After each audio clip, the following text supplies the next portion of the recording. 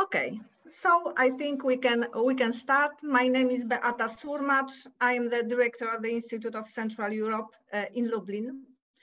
And I would like to welcome all participants of the seminar to the Institute and on behalf of the Institute in Lublin.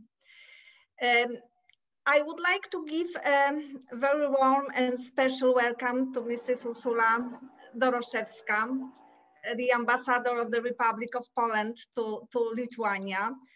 Thank you very much for accepting our invitation to this seminar, to this webinar. Let me also welcome and introduce the participants of our webinar. Professor Richard Butterwick from the School of Slavonic and East European Studies, University College London. Thank you very much, Professor, for accepting our invitation. Thank you very much. Dr. Giedrė Milerytė-Japertienė. I hope that I pronounced your name correctly. Head of the History Department, National Museum of Lithuania. Thank you very much for being with us. Hello, it's my pleasure. Dr. Dominika Siemińska, Institute of National Remembrance. Thank you, Dr. Dominika, for accepting our invitation. If you can turn on your camera, it would be better.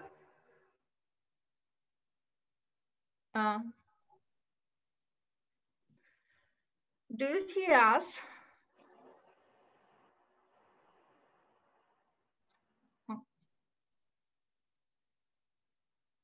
We can't hear Dr. Dominika Siemińska. I don't know what is going on,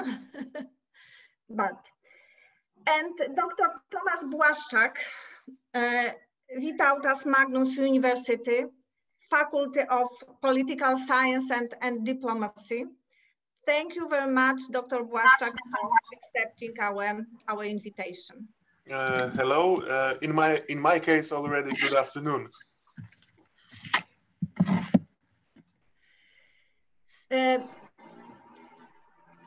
In a few days, we will be celebrating the 230th anniversary of the Constitution of the May the 3rd. I think that the adoption of this Constitution was a kind of milestone, not only in the statehood of Polish-Lithuanian Commonwealth, but also in history, in constitutional law, and in international relations. It has established modern principles of separation of powers and expanded the political and civic rights. Consequently, it is also widely considered to be the first modern constitution in Europe and the second in the world after the US Constitution. Nowadays, the Constitution of the May the 3rd remains one of the most important sources of the democratic tradition of both Lithuania and Poland. For Poles nowadays, the Constitution is considered as a political testament of the Polish-Lithuanian Commonwealth. And it seems to be very important for Lithuania as well. Both parliaments, Polish and Lithuanian, designated 2021 as the year of the Constitution of the May the 3rd. The Constitution and the history of mutual relation are, of course, the starting point of our discussion. but I think that it's equally important to discuss also about the present and about the future of our mutual relations. Polish-Lithuanian relations seem to be great at present. We are the part of the same Euro-Atlantic structures. We have the same point of view on many issues in international relations. Especially, I think, in the Eastern dimension. It is worth mentioning the Lublin Triangle, which was the agreement which was signed in Lublin by the foreign ministers of Poland, Lithuania, and Ukraine. The cooperation within the Lublin Triangle will not only concern defense, but also involve strengthening economic cooperation, defense issues, tourism between the three countries. So I would like to wish you very good and fruitful discussion. And I hope that in post-pandemic times, we will be able to host you in Lublin, not online only, but in Lublin, which, as you all know, is the city of Polish-Lithuanian Union. So thank you very much. Welcome once again. And I would like to give the floor to Mrs. Ambassador. It's your floor. Dear Director Surmacz, do you hear me? It's okay, yes? Yes. Yes. Dear Director Surmacz, distinguished speakers and guests, let me express my gratitude for the kind invitation from Institute of Central Europe and the possibility to address the opening remarks at today's seminar. The theme was this debate was chosen perfectly.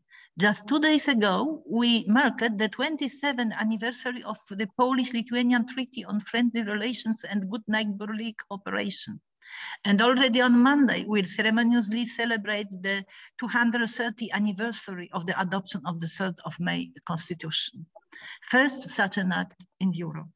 The Constitution was the culmination of over 400 years of the Polish-Lithuanian Union, first personal and then also real. It was an expression of freedom and willingness to repair the state that was falling into decay.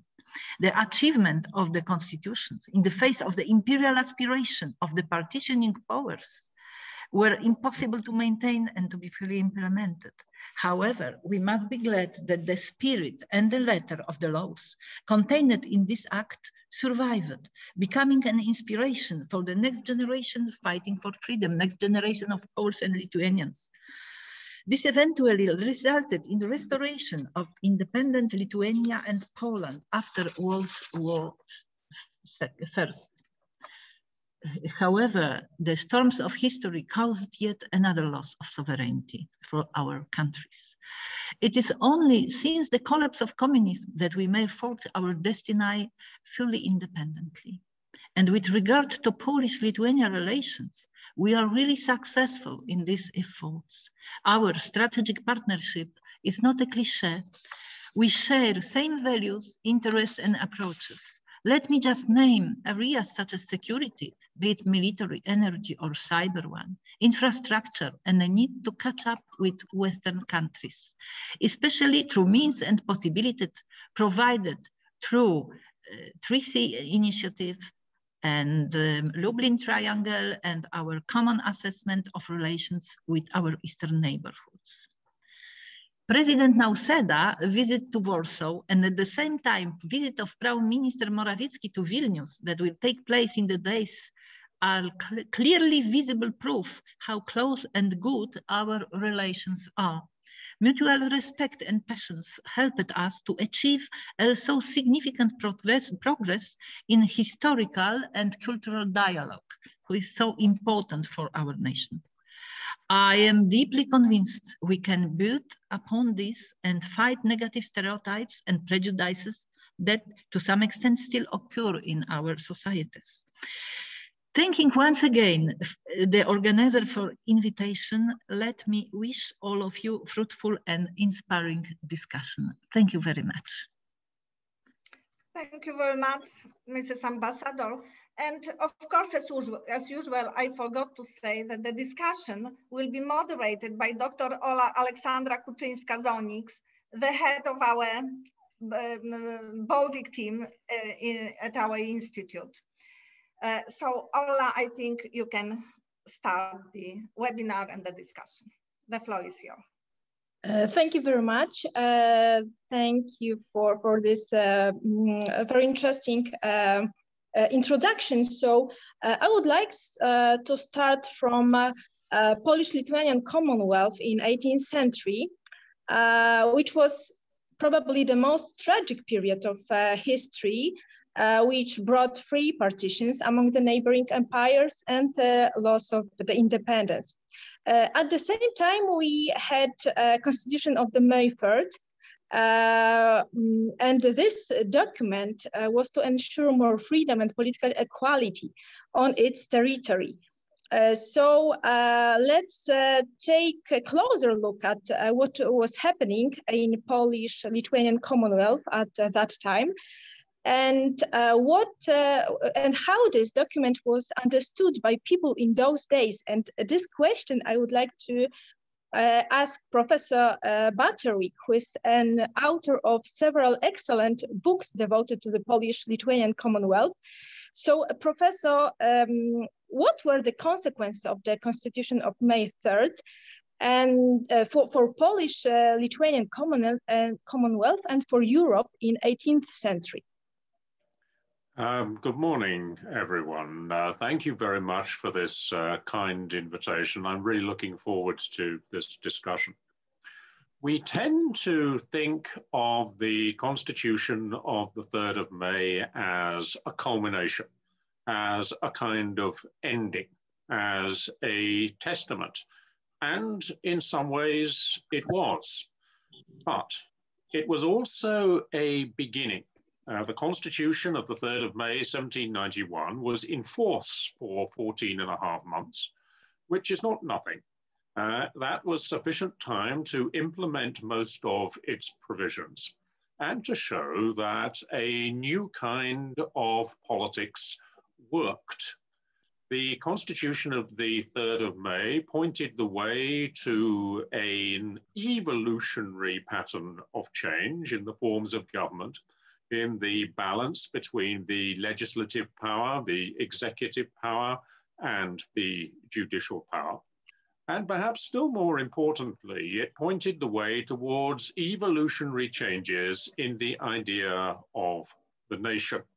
This became implicitly and to some extent even explicitly a community that encompassed all inhabitants of what were called the territories of the Commonwealth, Państwach Rzeczypospolitej. The word państwo at that time tended to be used to mean territory, and in this case, it actually was used in the plural rather than in the modern form of the word.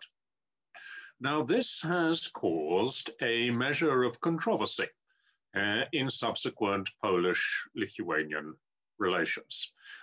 For a long time, it was the orthodoxy that the Constitution of the 3rd of May, by not explicitly mentioning the Grand Duchy of Lithuania in the text and by moving away from the old-fashioned language of the Commonwealth and the two nations and the Polish Crown and the Grand Duchy of Lithuania, had created a kind of integrated state. And this meant that sometimes it was stated that 1791 marked the end of the Grand Duchy of Lithuania. Now, of course, for members of the Lithuanian national movement, this was a very bad thing indeed, whereas for some Polish nationalists, this was regarded as rather a good thing, a natural historical consequence. Now, if we actually read the Constitution, then we find that the title of Grand Duke of Lithuania is mentioned twice in the initial set of royal titles and in confirmation of privileges by the Grand Duke Vytautas the Great. And in the final part of the Constitution, in the Declaration of the Assembled Estates, which does use a more traditional language, we find the phrase "in the territories of the Polish Crown and the Grand Duchy of Lithuania." So it was not the case that the Constitution of the 3rd of May had brought the Grand Duchy of Lithuania to an end. It might be said, however, that some of its authors, in particular King Stanisław August Poniatowski and Hugo Kołłątaj, were looking towards a more united idea of the nation, a single Polish nation and a single Polish Commonwealth and a single Polish fatherland, in which there would be sort of various regional identities, but nothing would disturb that underlying unity. However, this was not universally accepted. And several months later, on the 20th of October, 1791, we get the passing of a solemn law which was declared to be an integral part of the Constitution, called the Mutual Assurance of the Two Nations, which restored or confirmed rather the traditional titles of the two nations, the Polish Crown and the Grand Duchy of Lithuania. It ensured there would be parity and alternations for citizens of the Grand Duchy of Lithuania and for those of the Polish Crown. And this must have had an effect in the overwhelming support that was given to the Constitution at the local assemblies of the nobility, but especially in the Grand Duchy of Lithuania, where 27 out of 33 Sejmiks decided that they would swear an oath to defend the Constitution, which was the very highest degree of support. This was a higher degree of support, considerably, than in the territories of the Polish Crown. What we need to recognize is that words such as nation, Poland, Lithuania, the fatherland, the country, could have flexible meanings. It was possible in the same paragraph, even in such a document as the 1794 Act of Insurrection of the Lithuanian Nation, to talk about a Lithuanian province or the Lithuanian nation, the Kingdom of Poland, the Grand Duchy of Lithuania, the Commonwealth. All of these concepts, terms tended to flow into each other, and they should be seen rather as a sign of harmony than as one of conflict. Later, constitutional lawyers and nationalist activists don't really like this kind of indeterminacy. They would prefer things to be sort of clear-cut one way or the other. But perhaps cooperation within the European Union and within NATO offers greater opportunities for these kinds of indeterminacy and flexibility. Now, to sum up, the revival of the Constitution of the revival brought by the Constitution of the 3rd of May to the Polish-Lithuanian Commonwealth was regarded as a great threat by the surrounding absolute monarchies. They were afraid that peasants, serfs from the Russian Empire or from the Kingdom of Prussia or the Habsburg monarchy would sort of migrate into the Commonwealth. They were afraid of townspeople migrating into the lower tax, lower regulation, high freedom environment of the Commonwealth. And of course, there was the example of orderly freedom as opposed to anarchy of old or absolute monarchy or revolutionary Jacobin style terror, which was a real ideological threat to the systems of those three absolute monarchies. So it was the very vitality of the Commonwealth, as demonstrated by the Constitution and by the 14 months that followed, that led to the necessary elimination by threatened absolute monarchies of this community which had so much potential. Thank you. Thank you very much. So I would like to move further to 19th and 20th century, because it is usually said that one of the essential problems in the debate of the May 3rd Constitution reminds painful historical experience of the 20th century. But the narrative of the Constitution is not the only one. So my second question is about other historical narratives which divided both nations in 20th century. And this question this question is to Dr. Giedrė Milerytė-Japertienė. Well, hello once again. Probably I would ask to lead this question first of all to Tomasz, because yesterday we spoke a bit and decided that chronologically my topic of my interest is the emigration after the Second World War. So Tomasz will talk a bit about the interwar period. So please dismiss this gender problem, and I will ask to Tomasz to talk about this, and then I will catch up. Is it okay? Yes, I think it's a great idea. I'm really happy that both of you represent Lithuania's point of view, so I think we can shift this question to Tomasz. Thank you. Thank you, Giedrė. Yes, in this case, like being a representative of Lithuania in this discussion, but being a Pole once makes me in a bit different position than other discutants. Of course, I would like to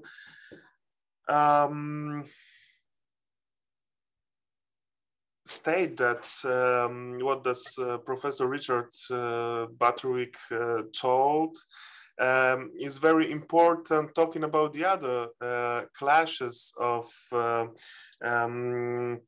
historical narratives in Lithuania or Poland, Lithuania, or regarding the Polish-Lithuanian relationships, and that dismission of Constitution of May 3 in Lithuania, or in official Lithuanian narrative, or in Lithuanian grand narrative, and as it's said, took all the century. Because nowadays, Constitution of May 3 is enlisted, inscribed at the list of dates of remembrance that are celebrated in Lithuania, because in Lithuania, on the level of the law, there are national feasts, national holidays, and the names of remembrance, and both Constitution of May 3 and the Zaręczenie Wzajemne is inscribed on that list only from the year 2008. So you can imagine that only about after the 90th anniversary of independent modern Lithuania, the constitution had been, let's say, accepted on the political level as a day of remembrance. And talking about other thing, to which level the history had impact on the Polish-Lithuanian relations at the beginning of 20th century or in the late of 19th century. One had to admit that all the Lithuanian national revival had seen Polish factor as a very important and also as a threat to development of Lithuanian nation and Lithuanian culture. So it was grounded in basically in the language and ethnographic culture, and how that process had been seen very clearly after the year of 1918, when those two different visions of Lithuanian revival or Lithuanian statehood had clashed, not only between Poles and Lithuanians, but as well within the Lithuanian political movement, and finally that ethno-linguistic vision of Lithuanian nation had took advantage, and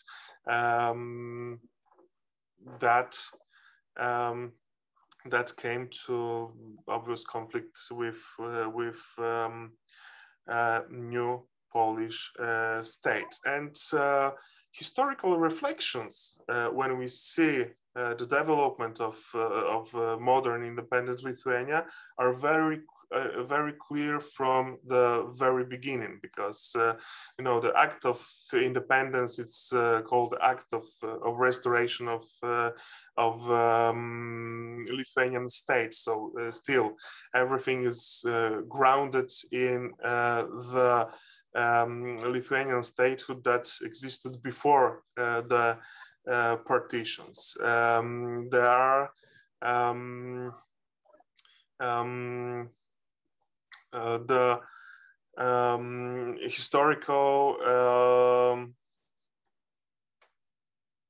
capital city of Vilnius is being mentioned, and the narrative that is concentrated around the historical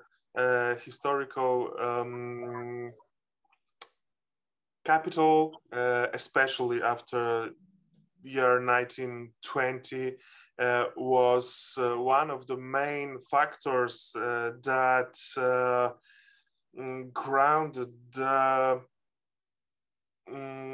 basics of Lithuanian foreign policy as well, but as well integrated Lithuanian society around the idea of regaining the historical capital, or our capital, constantly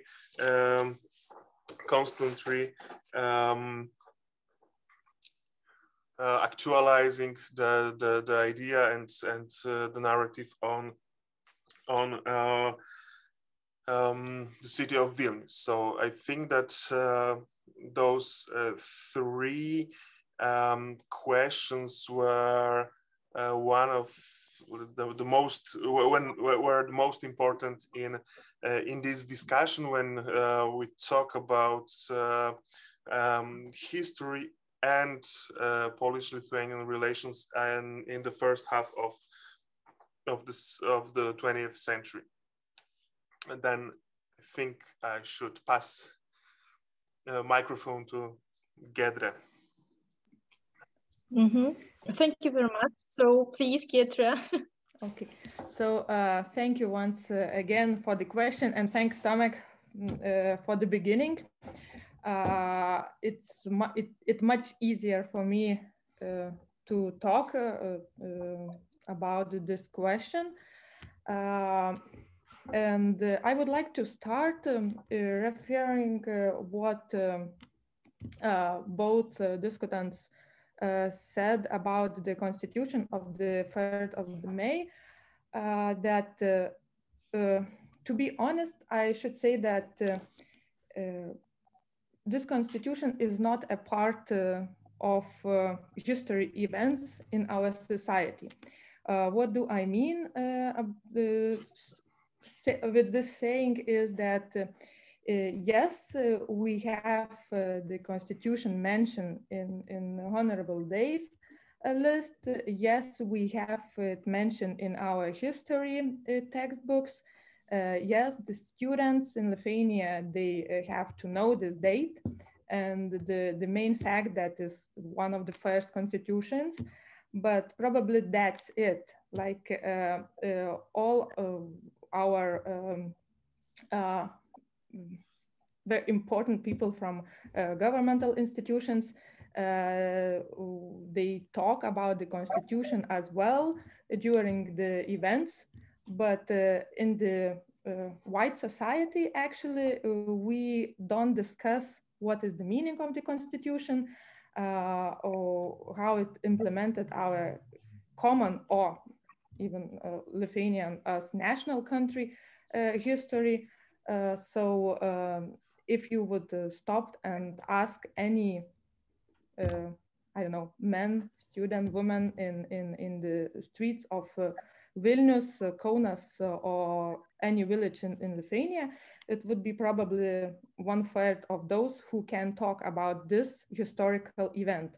So I'm really glad that we are talking about this right now because it's growing. I hope the audience and the knowing. But if I would like to talk about like other narratives, what was a part of the question of Alexandra at the beginning, I should say that we have lots of ideas and history events. We were making our history narrative till today, or building it on some difference and even hatred or other negative emotions. As Thomas said, the period between two world wars was marked by a deep mistrust and hostility in those Polish-Lithuanian relations. And in the middle, as all we know, was the question of Vilnius as a capital of Lithuania. And the Lithuanians during the interwar period could not admit losing the historical capital, so there was no diplomatic relations. And this problem about Vilnius was emphasized both in the international area, as we all know, and even more in the internal life. What is important to mention, I would say that Lithuanian media, those days media, was full of anti-Polish articles and notes. The young generation was educated with the idea that a Polish person is first of all an enemy, the first enemy and the most threatful enemy of the Lithuania. And the liberation of Vilnius became a common national mission. So all those ideas and the affected everyday life, and the situation started to change just during the Second World War, when the Soviet Union offered to return Vilnius to Lithuania, and Lithuania finally got back the historical capital after 19 years of talking about its liberation from Poles. But despite Polish dissemination, the joy of Lithuania was immeasurable. And after the Second World War, the situation changed once again, because the big wave of immigration went to the west, of Lithuanian immigration went to the west. And despite the fact that all hatred in Lithuanian exile was deserved toward the Soviets and Lithuanian representatives had meetings with the Poles, society had not forgotten the idea during the interwar period that a Pole is still a biggest enemy. We can count hundreds of articles and books published in emigration, Lithuanian emigration, showing all those harms of Poles, which they did to Lithuanian nation in ages. First of all, they spoke, like Poles, they spoke, Lithuanians spoke about national evolution of Lithuanian English language, that Poles stopped it after the union in Lublin. Lithuanians as well was telling that our political elite was pushed away, and they fought against, of course, Poles, they fought against the Lithuanian independence. And once again, the Vilnius question. But the question of constitution of the 3rd of May was never a big issue. Actually, it was probably never mentioned as some kind of big apple. Even in emigration, there was a constant repetition of the need to reclaim the borders of the 1939 in the Polish emigration side. So Lithuanians followed that idea in the press all the time, and was trying to discuss about that, and write huge of lots of articles and books discussing with the Poles and the idea of restoration of the pre-war borders. So if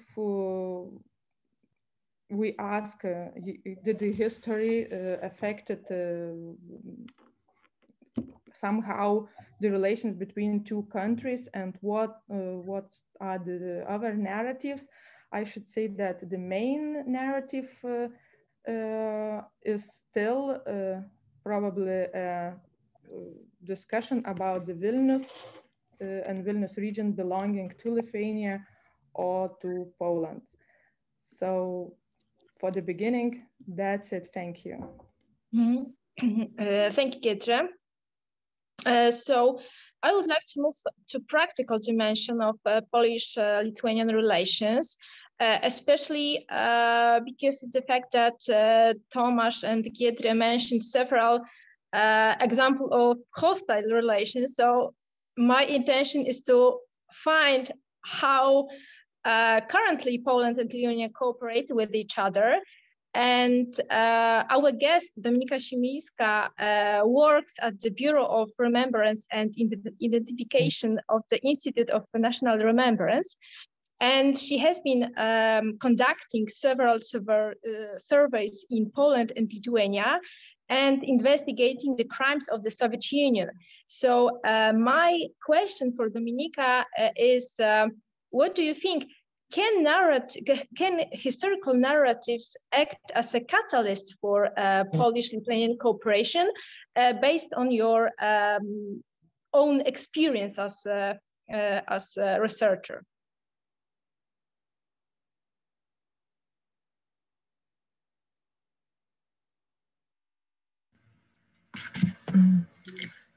Hello, ladies and gentlemen. Thank you, Ola, for inviting me to the discussion. Due to the work I do, my view of historical narrative act is specific and concerns only on a narrow spectrum of issues. I'm an archaeologist, and I search for forgotten graves and exhumed victims of totalitarianism as an employee of Institute of National Remembrance. The areas of Eastern Europe are in the area of my research interest. Search and exhumation works are carried out abroad on the territory of Lithuania, Belarus, and Ukraine. The employees of Search and Identification Office are looking for the graves of Polish citizens, civilian victims, and soldiers killed during First and Second World War. So, therefore, I would like to share with you some select issues from my own experiences. Thanks to official cooperation with the authorities of the countries in which the works are carried out, as well as thanks to the support of local communities, it is possible to find, identify and commemorate our compatriots who have remained in the borderlands forever. Often these works are very laborious and long-lasting processes. We have been carrying out exploration and exhumation work in Lithuania since 2017. We conduct them in dozens of locations. In our research in Lithuania, we mainly look for the burial places of soldiers from the Polish Bolshevik War of 1920 and soldiers from the Armia Krajowa who died between 1944 and 1947. For these few years, we exhumated the remains of 34 people. Many people are involved in our work, starting from the employees of the office, through the Polish Ministry of Foreign Affairs, especially the Polish Embassy, and personally, Mrs. Ambassador, local administration of Lithuania, and Lithuanian institutions that issues permits for to conduct the works. Lithuanian specialists, archaeologists and anthropologists cooperating with us. And here the cooperation is very good. Cooperation with Poles, Lithuanian citizens, of course, is flawless. The same applies to Lithuanian scientists who work with us. During these few years of work, we have definitely more positive experiences than difficulties. So, from the point of view of our work, the historical catalyst for Polish-Lithuanian cooperation may be the search of burial places and the identification of NKVD victims from 1944 and 1947. Such an example of cooperation is this in this field is joint publication of the Institute of National Remembrance and the Lithuanian Center of Research and Genocide of the Resistance Movement, entitled The Soviet Apparatus of Repression Against the Lithuanian and Polish Underground in the years 1944-1945. The first such extensive presentation of an extremely difficult, still little known fragment of the history of Lithuania. It is a collection of 79 Soviet documents translated into a Polish and Lithuanian, illustrating what happened in Lithuania after the liberation in the summer of 1944. It contains two elements valuable for common historiography. An introduction that briefly describes the history of Polish and Lithuanian resistance in Lithuania at the end of the war, and an appendix that ends the book presenting 10 documents prepared by Poles and Lithuanians, being a kind of counterpoint to the actions and attitudes of the Soviets. From the experience of research on the exhumation and identification of victims of the Soviet regime, such an example is a Tusculanum Memorial Park, the place where the Vilnius NKVD from 1944 buried its victims. During 3 years from 1944 to 1947, over 700 people were murdered in prison, in Vilnius prison. The victims were buried on the property in Tusculanum. So far, the remains of 700 people have been found there. The victims are members of Lithuanian resistance movement, soldiers of Armia Krajowa, but also people collaborating with the Nazis or deserters of the Soviet army. It was established that the majority of the victims were Lithuanian, over 500 people. Also Russians, Poles, Germans, Belarusian, Latvians, Ukrainians, and Jews. The burial places in the Tusculanum manor was discovered in 1904, when the restoration works of the building began.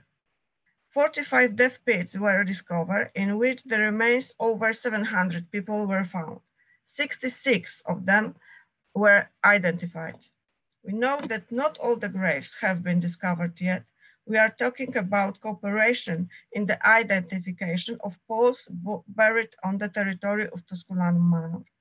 In 2004, the victims were transferred to the newly built columbarium at the Tusculanum Memorial Complex. So now it is a place of a common memory of the victims for Poles and Lithuanian people. Also, the group of Macikai, a group of camps in Macikai village can also be such a common place. Originally, there was a prisoner of war camp called Stalag Luft 6. Then, between 1945 and 1946, a camp for German prisoners of war, number 184. And in the years between 1946 and 1955, it was a Gulag unit number 3. The camp was established by Germans in 1939 near the town called Heidekurg. The first prisoners of war were Polish soldiers taken prison in September 1939. They were used for construction works. Later, Belgian, French, English, and American and Soviet prisoners of war were sent to the camps. On the July 1944, there were over 4,000 prisoners, including 300 Polish soldiers. Part of them died there, part were sent to the Far East. In 1946, the Gulag branch number 3 was established there. From the witnesses' account, it is known that from the Gulag, people were taken to Siberia and others were placed in their place. The camp was overcrowded. Everyone could be enemies of the Soviet power, therefore both women and children. Today it is known that the Poles constituted a significant number of prisoners of various nationalities. First, military, and after Second World War, during the Soviet occupation, soldiers of Armia Krajowa, National Armed Forces, and other independence organizations, members of their families, or ordinary people whose only fault was that they felt Poles. Between 1948 and 1955, over 300 adults and 70 children died in the camp. The place in Macikai is also a common place of remembrance for the prisoners held there, but also for those who died in the camps and were buried there. Also, the next place probably best known is a burial place called Ponare. This is a place where rest around 1,100 people murdered between 1941 and 1944. This is place of a shared memory. Most of victims were Jews from Vilnius region, but also Poles, Belarusian, Roma, Tatars, and also Lithuanians accused of any German activities and prisoners of Red Army. So, from the point of view of this research, in which I participate, a catalyst for Polish-Lithuanian cooperation, there is a common memory of the victims of Second World War totalitarianism. Thank you. Thank you, Dominika. Thank you for your very fascinating contribution. But now I would like to go back to Constitution and what Giedrė mentioned. For several years, there have been a great, or even now, there is a great division between historians from Poland and Lithuania over the evaluation of the document. And even now, historians in Lithuania say it reduced the independence of Grand Duchy of Lithuania. So my next question for Professor Richard Butterwick is, what is the role of the Constitution of May 3rd for us now? Does it offer any direct lesson for us today, for Polish people, for Lithuanians, or for Europe? Professor. Thank you for the question. I take full note of the comments made by Dr. Milerytė-Japertienė that for most Lithuanians, the Constitution is not of any great importance. And I also note what you've just said, that many Lithuanian historians, and certainly at the level of textbooks, we still see the Constitution presented as a limitation, or perhaps even the end of the statehood of the Grand Duchy of Lithuania. And therefore, from a traditional Lithuanian national point of view, this is to be seen as a very bad thing, not least because the Lithuanian nation state as established after the First World War was not only interpreted in ethno-linguistic terms as a nation state, but it also looked back to the tradition of statehood of the Grand Duchy of Lithuania. However, that has changed significantly in the last 30 years or so, not least because of the awareness that one of the greatest Lithuanian historians, Adolfas Šapoka, having given the standard view in the textbook that was printed in the mid-1930s that the Constitution of the 3rd of May had ended the statehood of the Grand Duchy of Lithuania. Just before the Second World War, he actually reached the conclusion that no, it hadn't, because of the role of the mutual guarantee of the two nations. Now, at the beginning of the 1990s, a Polish historian, Juliusz Bardak, who had studied at the Stefan Batory University in pre-war Vilna, reached a very similar kind of conclusion and used this as a vehicle to promote Polish-Lithuanian reconciliation. It wasn't exactly a completely new thesis, but it was certainly used in order to promote a new historical narrative where the mutual guarantee of the two nations becomes almost as important as the Constitution of the 3rd of May itself, to the extent that perhaps it's now becoming something of a myth about a much mythologized constitution in the first place. If you actually read the text of the mutual guarantee, there are some quite inconvenient things in it, such as the reference to a shared fatherland, the Polish Commonwealth, which is on the very first page. So we have to accept that in history, there are things that are indeterminate and which may not suit the current geopolitical objectives of reconciliation between nations. But at the same time, I think there is a great deal that can be used positively in the Constitution. Now, in the Polish tradition, the Constitution is seen as a symbol of the nation's desire for independence and sovereignty and freedom. And we certainly saw that in the 1980s, especially during martial law in 1982, with great demonstrations against the communist regime on the 3rd of May. But since the early 1990s, what does the 3rd of May mean in Poland? Well, it's the end of the Majówka, because you've got the 1st of May, you've got the 3rd of May, you've got the opportunity to take several days off work. So most people don't go to official ceremonies. They don't go to church to give thanks for the delivery of the nation from foreign tyranny. You know, they go abroad on holidays, or they sort of meet their friends, or they work in their gardens and so on. And who can blame them? These ceremonies are not particularly exciting. But let's try and think about something more positive in the Constitution. The Constitution shows us what can be achieved in conditions of sovereignty. Having won back sovereignty, taken it back from the Russian Empire at the start of the 4-year Sejm in 1788, there were the conditions for political compromise between politicians who hated each other.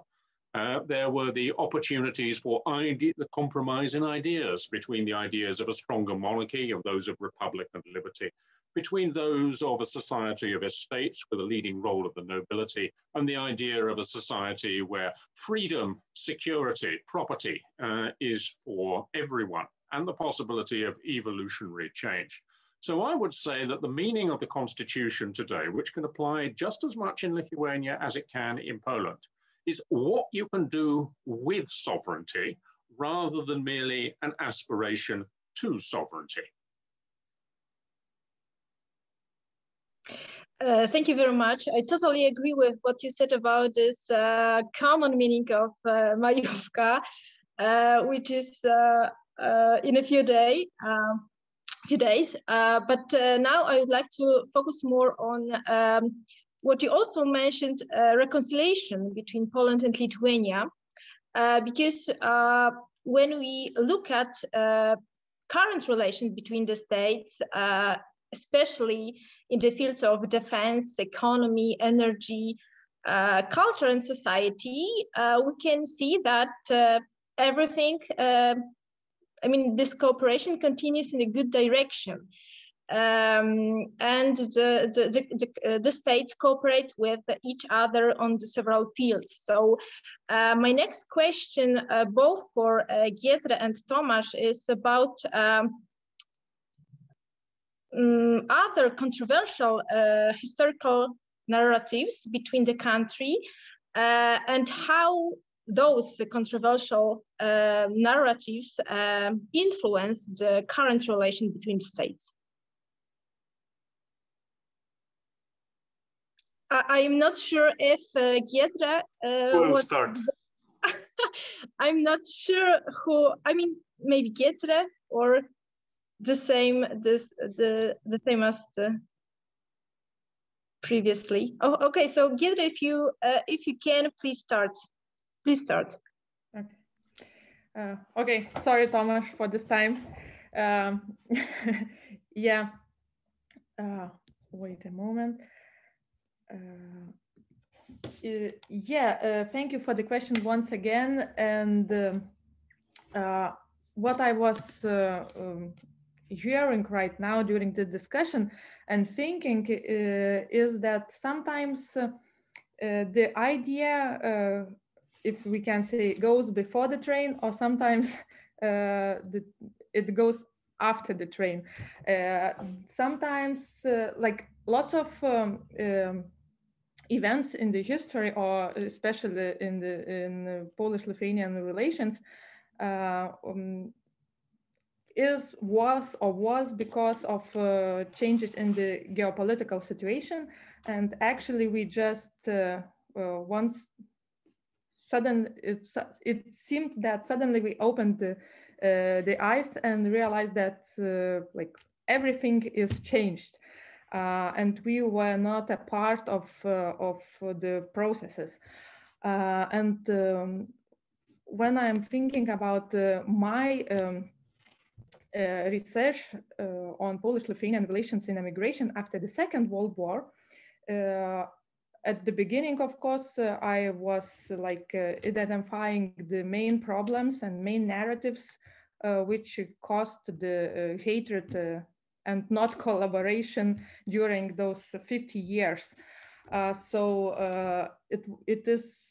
It was those things I mentioned before, but what right now I would like to say is that sometimes we still live in the same ideas and don't think that the world changed. And it was a situation like this in Lithuanian immigration after the Second World War, because I have some kind of story I would like to share with you, which shows, I hope it shows what I am trying to say. In 1988 in Rome, there was a meeting with Poles and Lithuanians organized by Stasys Lozoraitis, the diplomat Stasys Lozoraitis Jr. from Lithuanian side, and he was residenting in Rome that time, that period, like in immigration. And Wanda Gawronska was organizing the conference from the Polish side. And it was the first actual meeting after 19 89 probably, normal meeting in emigration in Polish between Poles and Lithuanians. And in this Roma meeting, meeting in Rome, such intellectuals were invited us from Poland, not the Polish emigration, but from Poland, Professor Jerzy Doroszewski, Marcin Król, Marian Radwan, Stanisław Stoma. And from Lithuanian side was intellectuals like poet Tomas Venclova, priest Paulius Rabikauskas, and lawyer Algimantas Gurackas, but they were representing Lithuanian emigration because, as you can imagine, in 1988 there was no possibility for free leaving the Lithuanian country, Soviet Lithuanian Republic. So in the interview with Mr. Gurackas, he said that they were like Lithuanians. They were going to this meeting as a huge fight for the Lithuanian border and integrity. They were preparing us for the huge battle, like in Giedrė 120. Gurackas said that he was like armed with the maps, political and legal documents, but at the end, he was really, he couldn't believe that there were no fight at all. The situation was so different, and in that conference, Poles and Lithuanians just sit and talked, and nobody really discussed or were arguing about the Vilnius question, Vilnius belonging, and so on, the rising of the borders, so any ideas of returning to 1939. So the ideas and the thinking was changed from Polish side, but not from Lithuanians. So what I would like to mark with this short story, that sometimes we really need to think and to talk with those who are, you know, our some kind of enemies, to really realize what is the situation right now. Maybe everything is really changed, and we don't need to have any fights between and we don't need to talk about any history. And sometimes we just you know, we have old wounds, but maybe we don't. So probably the main thing is that we need to rethink and re-talk what kind of situation is right now. So thanks. Thank you, Giedrė, for that positive conclusion, I would say. Tomasz, do you agree with Giedrė? Yes, I fully agree, because you know, I think that no matter how hard would the Lithuanians be struggling to separate from Poles and to neglect the union of Poland and Lithuania, and to let's say go back to the pre-union traditions of their own countries. Still, during all the historical development, Polish and Lithuanian culture and somehow mentality is very similar, and that's why when history and historical traditions are so important for one and another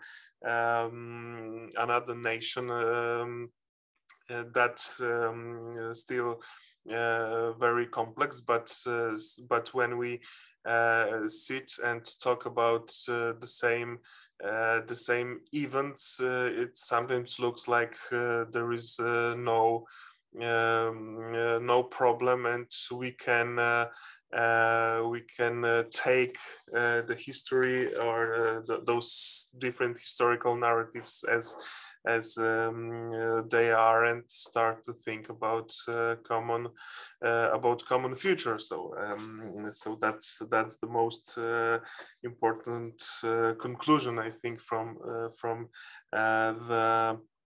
the point that Giedrė stated. And in my opinion, yes, still there are loads of questions that will differ, and that will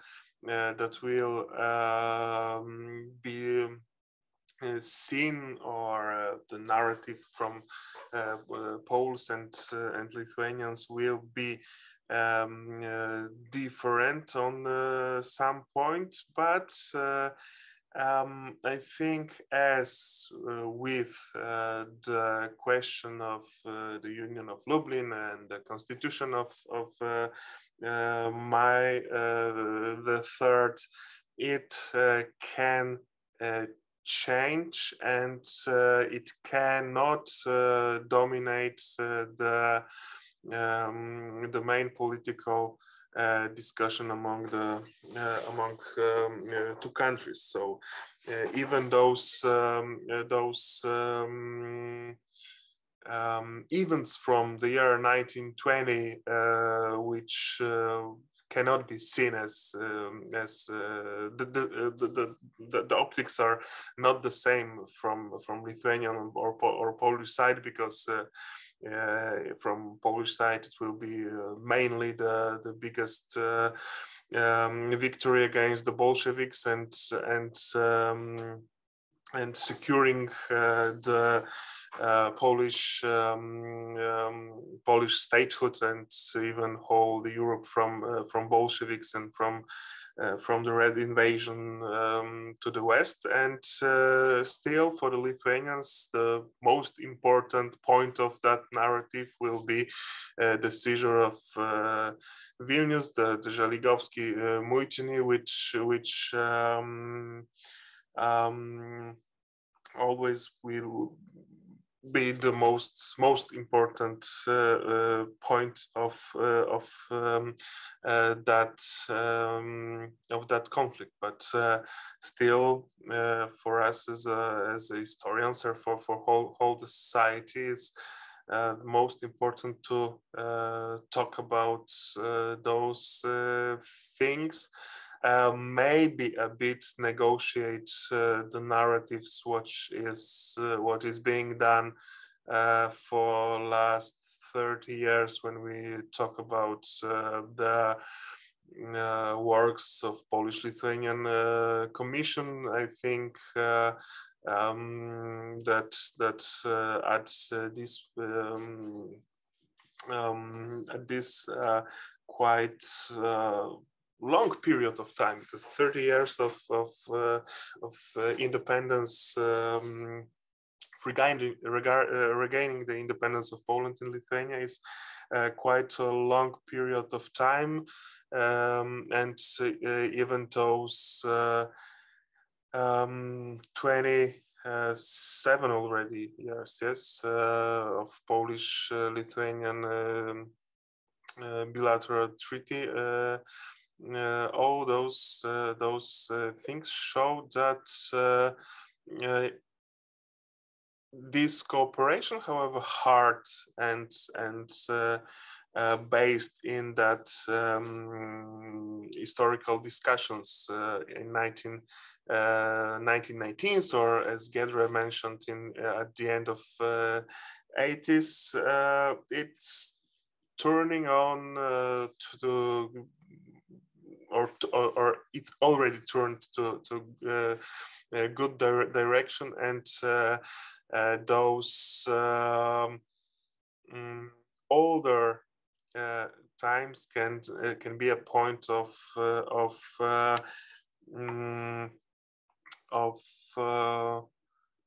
cooperation in the future.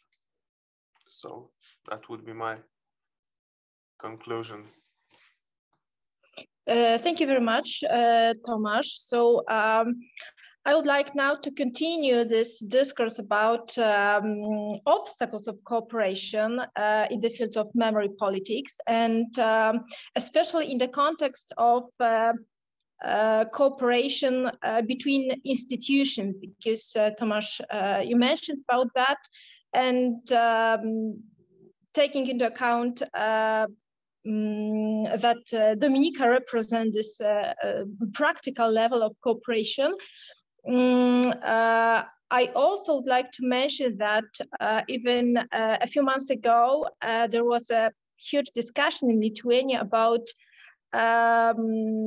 politicizing historical research, and even director of one of the institution of politics of memory was accused of politicizing. So I would like ask Dominika how it works on a practical level, and do you think that apart from some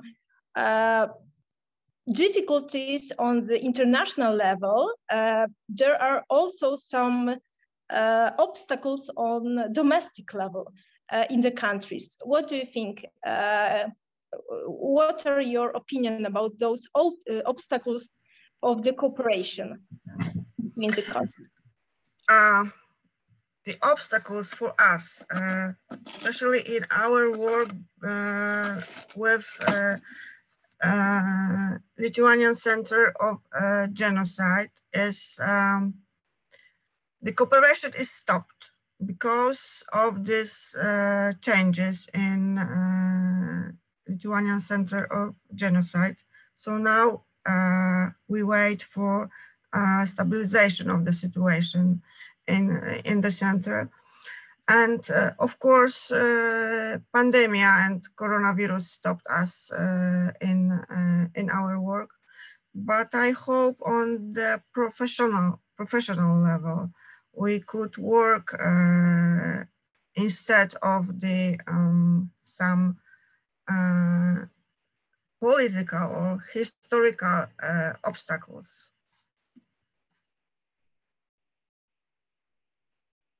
Thank you.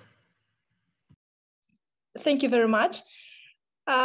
So now I would like to somehow sum up what we have been discussing now, and to conclude that, I would like to share my own opinion that Constitution of May 3rd is somehow a good example of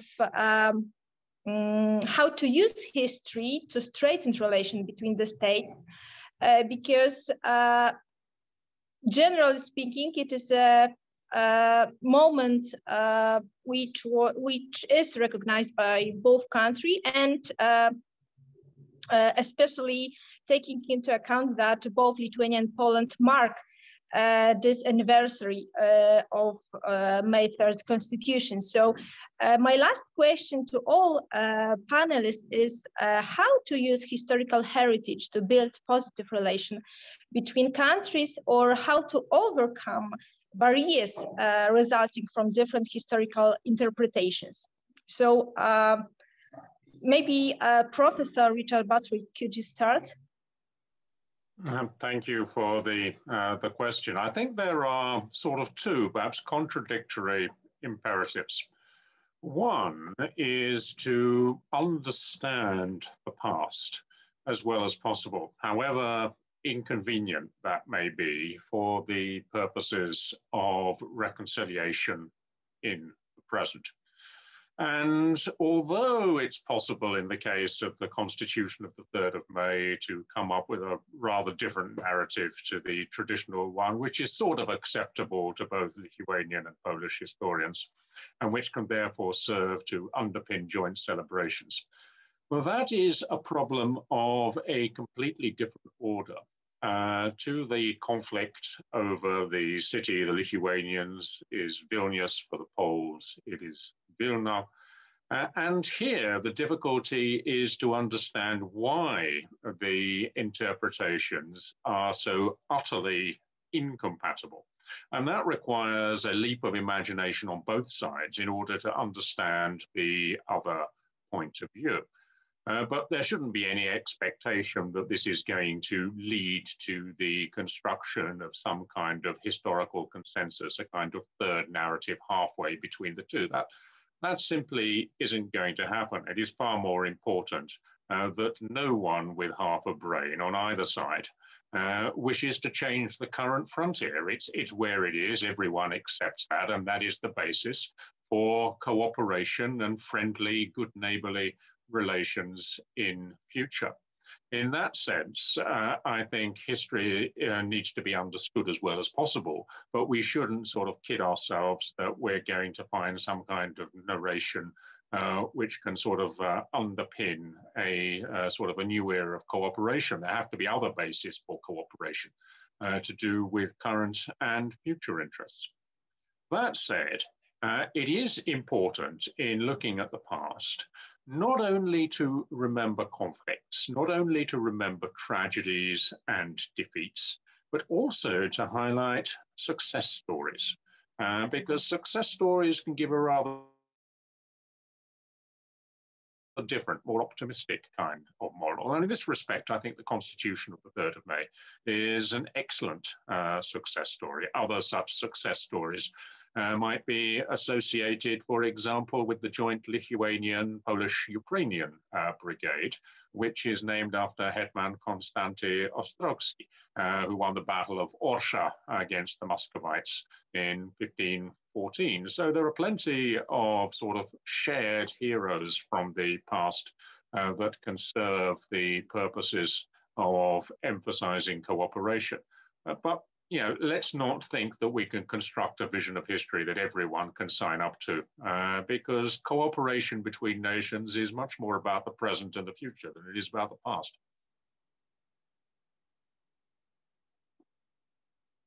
Thank you very much.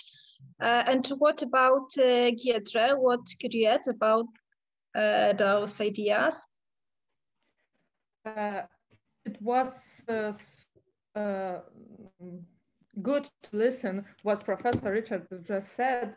I marked something in my sheet and realized that the main ideas I agree with those what was said 100%, and in remembrance of Common Brigade in Lublin. Do you hear me? Because yes. I had the written. Okay, sorry. Yeah, I had some problems with the internet. So I remember that it is always much easier to be united when we have one big enemy, as we used to have Russia or Prussia or Germany or Soviet Union and so on. And it's much harder to cooperate when we are left alone, like in some kind of just Polish and Lithuanian relations. But yes, there are so many success stories. So it would be nice that our society would remember, or us, or we as a historians would remember for the society those common and success stories. But when we are talking about how to build a positive relation between both states or nations, I would say that first of all, we need to talk. I think there is any hostility or hatred or whatever between historians from Poland and Lithuania, or between our military units, because in the field of NATO, in the military area, we are such a good allies. We have discussions in the history areas, historians, but normally there is no negative emotions about that. We somehow agree on our narratives. We understand the past. We are trying to understand the past. And for the youngest generation, I think the main thing is to read books, have such kind of discussions, like this discussion, have common lectures, common I don't know, some kind of classrooms, have meetings together, because the nicest thing, it would be some kind of tourist destination or vacation destination Poland, or vacation destination, for example, Lithuania, not to visit just the Ostra Brama from Poland's Polish side in Vilnius, or some Polish places in Lithuania, if we can say it like this, or and the same in a different position, like to go to Poland to see Poland, Polish Poland, not to find some kind of Lithuanian spots, for example, because it is easier to understand how the nation see themselves, how they are talking about the history, and to try to understand what is, how the life goes right there.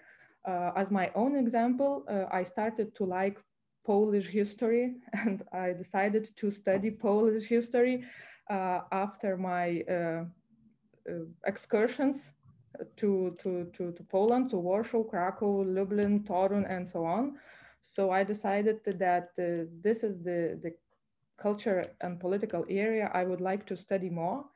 And this is the language I would like to know, because the language let me to understand how people think and why they think.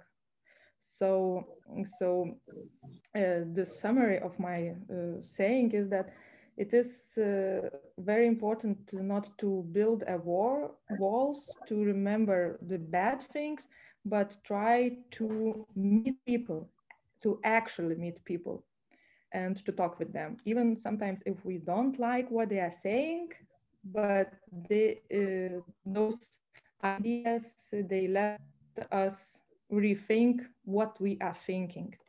So thank you very much. Thank you very much, Giedrė. Thank you for your personal reflection about Polish language. Honestly speaking, I would also add that I started to talk Lithuanian. So I hope that after pandemic, we have got the opportunity to meet each other and talk with our national languages. So thank you very much for that. So Tomasz, what is your recommendation for using historical heritage in the current relation between the states?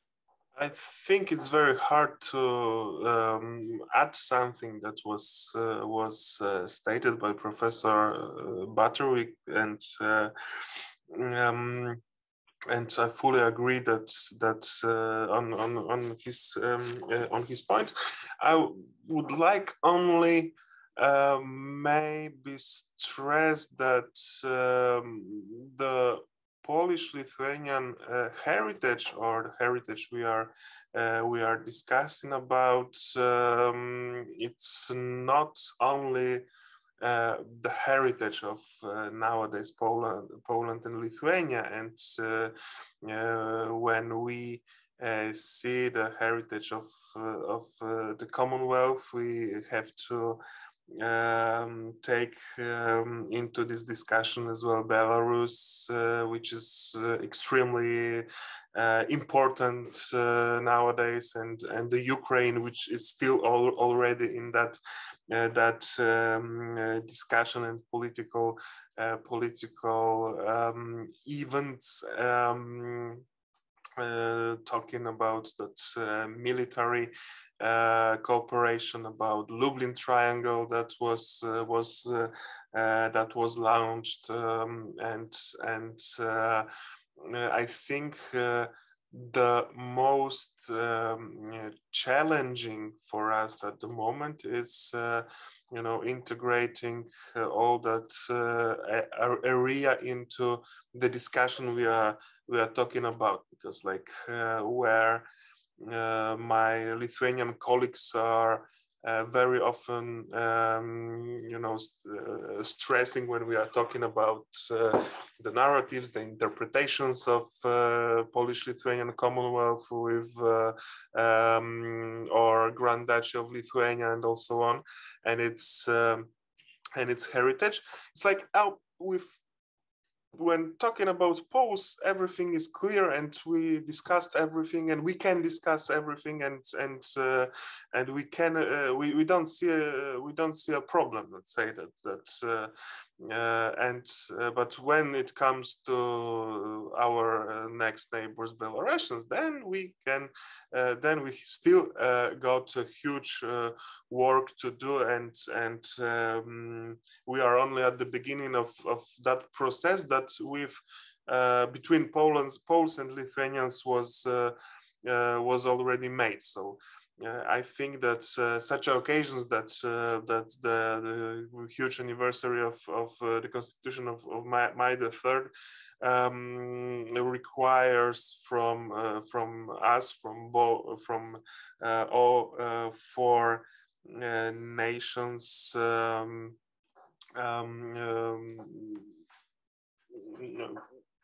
bigger discussions, not only between those two sides, but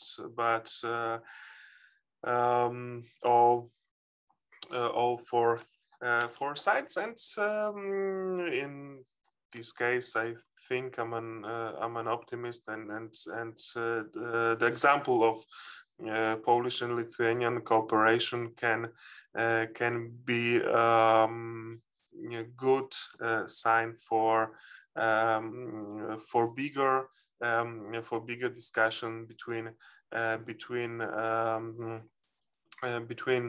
both historians and societies of those nations. Actually, to continue the mission that was started in Lublin a few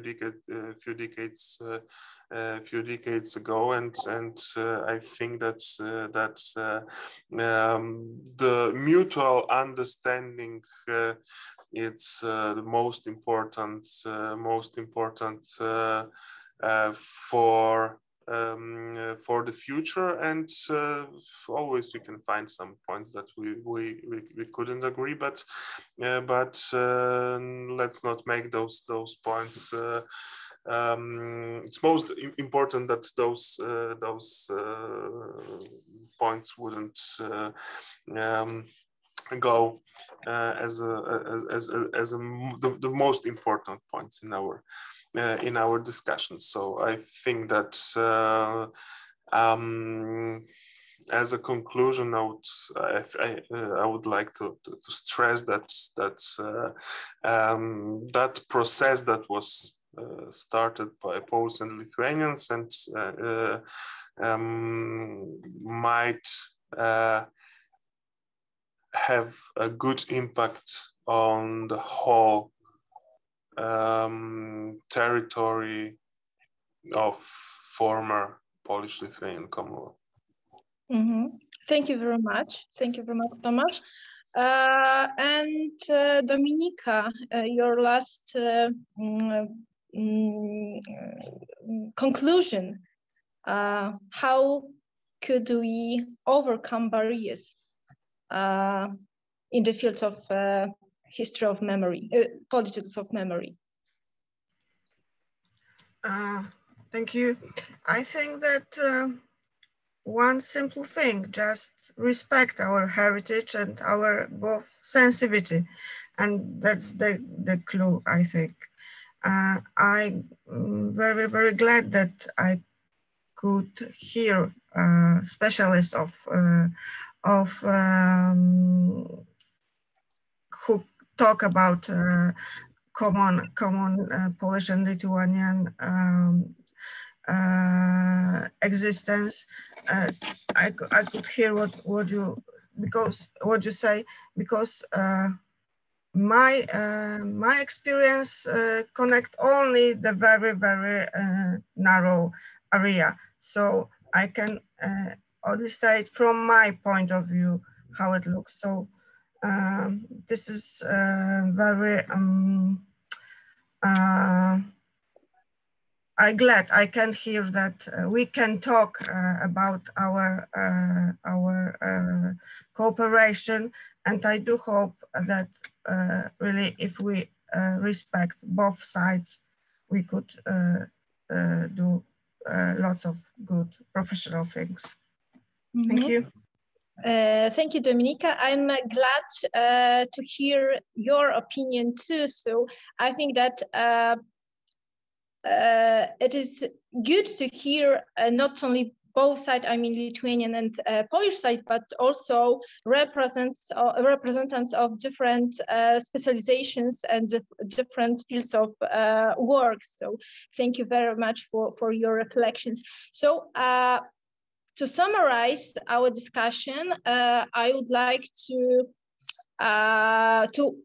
underline what was said about the role of the Constitution and how it influenced the common current relation between Poland and Lithuania. And I think that we can use the words of Professor Butterwick, who said that we should focus more on successful story rather than to underline what divides societies. And maybe it should be our recommendation for our representatives to use those successful stories to build positive relation between the states. And finally, I hope that our discussion inspires other discussion between historians and politics scientists from not only Poland, Lithuania, but also Belarus and Ukraine, what Tomasz mentioned, to inspire very broad discussion about Polish-Lithuanian Commonwealth in the future. So once more, thank you very much. And I wish you a fantastic celebration of Constitution May 3rd. Thank you very much. Thank you for the invitation. Goodbye. Thank you. Bye. Thank you. Thank you very much. Goodbye.